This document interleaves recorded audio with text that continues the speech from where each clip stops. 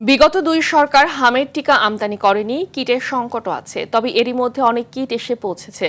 2 কোটি শিশুকে হামের ভ্যাকসিন দেওয়া হবে বলে জানিয়েছেন প্রধানমন্ত্রী তারেক রহমান।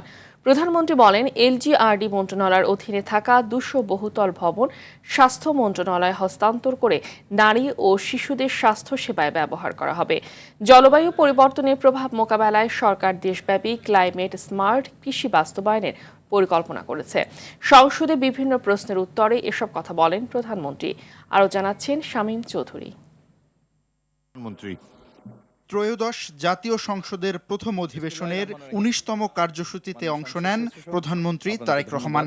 3টা 5 মিনিটে শুরু হওয়া কার্যসূচির প্রশ্নোত্তর পর্বে বিভিন্ন প্রশ্নের উত্তর দেন প্রধানমন্ত্রী। কৃষকদের কাছে 10টি সেবা। প্রশ্নের উত্তরে কৃষি উৎপাদন বৃদ্ধি ও কৃষিপণ্য সংরক্ষণ নিয়ে সরকারের পরিকল্পনার কথা তুলে ধরেন সরকার প্রধান। কৃষিপণ্যের বহুমুখীকরণে সরকার বিশেষ গুরুত্ব দিচ্ছে।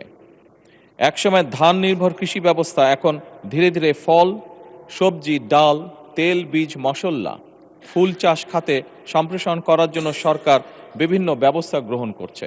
কৃষিপণ্য সংরক্ষণের লক্ষ্যে আধুনিক কোল্ড স্টোরেজ ও গুদাম নির্মাণ করা হচ্ছে।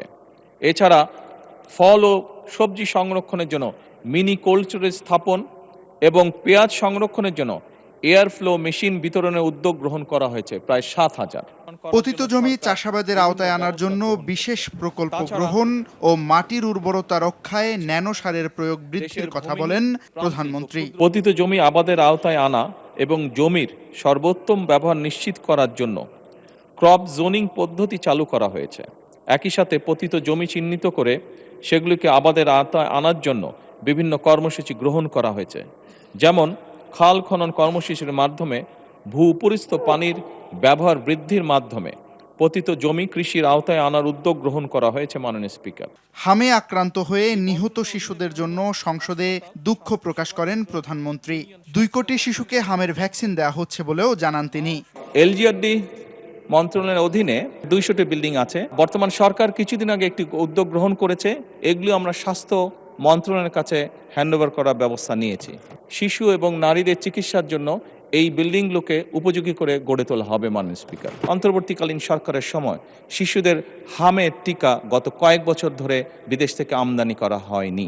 যখন এই সমস্যাটি দেখা দেয় খুব দ্রুততার সাথে, এখানে আমাদেরকে বলতেই হবে মাননীয় স্পিকার, ইউনিসেফ আমাদেরকে হামের যে ভ্যাকসিনেশন সেটি খুব দ্রুততার সাথে পাঠিয়েছে, যার ফলে আমরা ওষুধগুলো পেয়েছি এবং প্রায় 2 কোটি শিশুকে এই হামের ভ্যাকসিনেশন আমরা দিব। পাচার হওয়া অর্থ ফিরিয়ে আনার বিষয়ে এক প্রশ্নের লিখিত জবাবে প্রধানমন্ত্রী জানান, অর্থ পাচারের গন্তব্য দেশসমূহের মধ্যে 3টি দেশ চুক্তি প্রদানের বিষয়ে সম্মতি প্রদান করেছে। বাকি 7টি দেশের সঙ্গে চুক্তি স্বাক্ষরের বিষয়টি প্রক্রিয়াধীন রয়েছে বলেও জানান সরকার প্রধান। স্পিকার, স্কুল ড্রেসের পাশাপাশি আমরা শামীম চৌধুরী, RTV, ঢাকা।